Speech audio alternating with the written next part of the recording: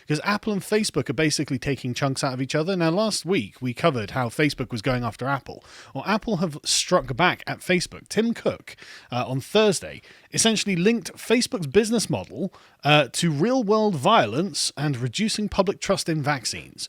I mean, these are quite powerful narrative attacks because obviously these are, these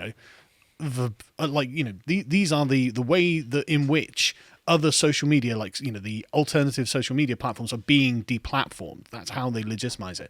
Oh, you're causing violence, you're spreading vaccine conspiracy theories and all this. And so Tim Cook's like, Mark, you. It worked on Parler. Exactly. You're next. Let's try it on Facebook. Exactly. Yeah, I mean, he was pretty damn just the condemnation of it is pretty harsh. He says, if a business is built on misleading users, on data exploitation, on choices that are no choices at all, it does not deserve our praise, it deserves reform.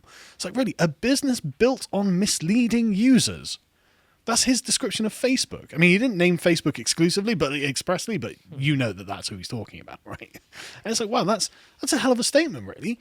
At a moment of rampant disinformation and conspiracy theories juiced by algorithms, we can no longer turn a blind eye to the theory of technology that says all engagement is good and the longer the better, which is incidentally exactly the theory that Facebook is built on. Everything about Facebook's algorithms, and I can't remember the name of the co-founder of Facebook, but a few years ago he came out and did an interview where he's like, look, we knew that this was basically an addictive thing that we'd created, and yeah, we did it anyway because time on the site, time in clicking links, it was more money for us. And so Tim Cook actually kind of has them over a bit of a barrel here because Facebook's basically admitted, yeah, that's what we do. We addict you to your smartphone. And we haven't figured out how to make money otherwise. So. Yeah, basically. It's long past time to stop pretending that this approach doesn't cover the cost of polarization, a loss of trust, of violence. A social dilemma cannot be allowed to cause a social catastrophe. Not good. This obviously comes in the wake of Sheryl Sandberg, the chief operating officer of Facebook, who had defended Facebook from allegations that they had been the place where the Capitol riots. In fact, the interesting thing as well is in this article by CNBC, they do describe it as a riot on Capitol Hill, not an insurrection, which is interesting. But the data demonstrates that all of this was organized on Facebook. None of this appears to have been organized on Parler, or at least if any of it was, it's a very small amount. Not just Facebook, obviously. We saw the posts. It was on Twitter, it was on Instagram, It was on Facebook. It was the mainstream sites it was done on. Yes. But Facebook mostly because Facebook has the groups function. Because Facebook's trying to move into a more, and in their defense, this is a good idea, a more sort of privacy-oriented thing, because Mark Zuckerberg's given sort of talks talking about this. Like, look, we actually don't want it to be just like a public message board for the world, like Twitter is, because that's not really what Facebook users use Facebook for. And so, like, when something goes viral on Facebook, where some just normal person has posted something and it goes viral, that ruins their life, and that that's unfair. That's not really what was meant to be happening, right? It's meant to be for you and your friends. Exactly, it's meant to be for you and your friends. And so I am sympathetic to the thought that Mark Zuckerberg is putting forward there. But Apple are being quite aggressive against Facebook, in fact. And now all of this is quite subtle stuff, but the implications are quite huge. So as India Times reports, Apple are essentially going after Facebook's ability to track user data for their targeted ads on Apple systems, on iPhone. And this is a big deal, because Facebook's money, as Mark Zuckerberg testified in Congress, Facebook makes money from adverts. And Facebook have very, very high-tech algorithms to do this. Now, you may well have noticed that if you one day speak about something that you've never spoken about before, say you're just sat there going, oh, I'd really love a giant beanbag to sit on in the corner of my room. Just came to me out of the blue today. I've never even thought about a giant beanbag before, but I think it'd be really comfortable. You pick up your phone and, oh my God, adverts for giant beanbags. What a coincidence. More adverts for things like giant beanbags. And you know how the Facebook algorithm works, because you've probably engaged with it yourself, and you've seen it where it's like, God, it's actually listening to me all the time and, gathering all of this data to sell me targeted products. Now, I mean, it's kind of Orwellian, but it's also kind of mundane, right? It's like they just want to sell me stuff that they think I like.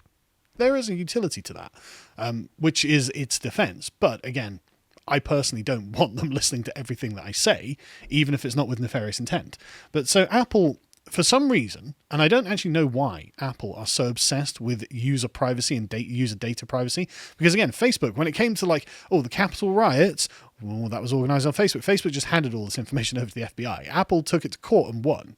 So Apple didn't hand over the encryption so the FBI could get hold of whatever data they wanted. I don't know why Tim Cook is so strong on this point, but okay, well done. I've got no love of Apple. I've never bought an Apple product in my life because I don't like them as a company. But on this, can't argue. But anyway, as first reported by the Associated Press, Apple has announced at the end of last year that it was going to begin a new slew of privacy controls that would prevent apps from tracking its users. And so they're expected to roll this out in September this year. Oh, sorry, last year, but it got delayed for multiple reasons. One of them was an outcry from Facebook saying how this would harm app developers. And so Apple announced they'd release it early this year. The reason that Apple held on rolling out the features was to give time for Facebook and other app developers to adjust to this feature. And experts have predicted that the majority of users are going to refrain from giving their consent to be tracked by apps. So basically, Facebook is going to lose its leading market edge in marketing. Because this is why Facebook is such an appealing thing for people who want to sell products. I mean, when you're advertising something, and I've experienced this myself by just doing promotion on Facebook, and trying to promote your Facebook pages, whatever it is you're doing. When you're just promoting blindly, you're going to be getting impressions in front of tens of thousands or maybe hundreds of thousands of eyes, but many of those by default are just going to be not interested in the thing that you're presenting to them. Then you've got a smaller section that will be interested but won't click, and then you've got a smaller section that will be interested and click. Then you'll have a smaller section that will be interested, click, and buy the product, right? And so Facebook's great marketing strategy, and it is a great strategy, it's amazing to be honest, is to make sure that instead, by having these targeted adverts, you're cutting out the chunk of people who just are not interested in what it is you put in front of them, right? And so you've saved money in advertising. So it's a very, very effective capitalist system, right? Very good. And so you can see why Facebook would be so upset by what's going on here, because this is what's keeping their operation profitable. So they say last month we saw Facebook squirming after it attacked Apple's privacy control in the form of full-page ads in major newspapers in the US, which they did, claiming that several free digital services will be hobbled if they can't compile personal information to customize ads. That's how bad this is. They took out adverts, I think it was in the Wall Street Journal and the New York Times, full-page adverts saying, look, you can't do this to us because this is going to cripple our business model. And Apple, well, that's not my problem. Long live the king. Yeah, exactly, exactly. Apple and Zuckerberg also stated how Apple's motives and changes are less to prevent the tracking of user data and more to use its own platform to interfere with rivals to its own messaging app. Apple may say they're doing this to help people, but the moves clearly track their competitive interests. Wow. I can't believe it. I wonder if Parler could say something similar. I wonder if Gab could say something similar. All of these other platforms have been deplatformed by people like Apple, Zuckerberg. I wonder if they could all say something similar. How did you feel when they were being taken off? Oh, no, it was Parler that was doing all the bad stuff. Good that they're gone. The revolution eats its own, doesn't it? Yeah, the noose gets tighter and suddenly it's around your neck. Facebook's not the only major player that's going to suffer losses here, of course. Google also relies on this kind of personal data, but Google itself is probably big enough to be able to essentially create its own workarounds. Facebook probably is as well, but obviously the fact that Zuckerberg is coming out and complaining about this implies that this is something they find kind of scary. So moving on, that's interesting. And I think it is something we should be aware of. But I don't exactly know what the consequences are going to be. I mean, who knows what the consequences of anything is going to be at this point. We seem to be out in uncharted territory in basically every walk of life at this point. But we go to the Biden regime, which supports social media censorship, as reported by reclaimthenet.org, which is a site I actually really like. Jen Psaki was asked whether Biden supports big tech banning former President Trump from their platforms, and she replied, I think it's a decision made by Twitter. We certainly spoke to, and he's spoken to the need for social media platforms to continue to take steps to reduce hate speech. They can't really do anything, but what they're saying, what they're signaling here. We won't stop you. Exactly. Permissiveness. The social acceptance of deplatforming, the government's acceptance of deplatforming, it's not going to be a problem. They're not going to care. And the New York Times has promoted the idea of a reality czar. So they decided that, well, actually, what the Biden administration could do is create a new position. Several experts I spoke to recommended that the Biden administration put together a cross-agency task force to tackle disinformation and domestic extremism, which would be led by something like a reality czar. It sounds a little dystopian, I'll grant, but let's hear them out. Do we have to? Do we have to hear out the dystopian proposition? Jesus Christ. It sounds dystopian, but it could be good. Yeah, exactly. But it might work in our favor. Yeah. It's like when you know those movies where the king or the tyrannical emperor or something has a town crier who comes out. They just start ringing the bell, trying to tell you propaganda, and the whole townspeople are listening to him, going, "Yes, it's dystopian, but it'll be good for you." Exactly. Like, are we meant to sit here and go, "Right, nah, kill him"? Like, I don't know what else response you're going to get to that. This guy's obviously speaking nonsense. Yeah. But the point is, the Biden administration wants to be able to dictate to social media, or this guy and these experts, unnamed experts, well, no, they're not, they are named actually, but experts that the New York Times is spoken to and promoting want literally a single point of address that will dictate to social media, which means dictating to everyone who uses social media, what reality is. Sounding a little dystopian is severely understating the case, in my opinion. But anyway, right now these experts said the federal government's response to disinformation and domestic extremism is haphazard and spread across multiple agencies. There's a lot of unnecessary overlap. Well, I mean, to be honest with you, and I don't know why I have to say this, but it's actually not the government's job to be the font of truth. And I don't know who would think it would be. It's ridiculous. What a radical opinion. Yeah, well, how unliberal of you. Yeah, I know, exactly, right? The government isn't the arbiter of truth. You know, I mean, I'm the kind of lunatic who opposes fascist Germany and the Soviet Union. That's why.